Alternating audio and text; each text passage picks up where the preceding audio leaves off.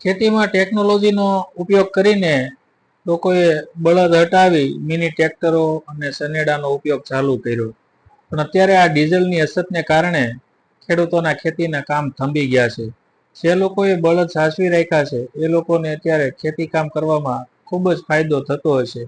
કારણ કે બળદો આપણને દેશી ખાતર પણ આપતા હતા અને ખેતીમાં પણ કામ કરતા હતા. અને ઘણા બળદો જીપીએસની જેમ પણ કામ કરતા હતા. ગાડું ખાલી રેઢું ઘરેથી જોડી અને આપણે છૂટું મૂકી દઈએ તો ડાયરેક્ટ વાડી સુધી પહોંચી જતા હતા.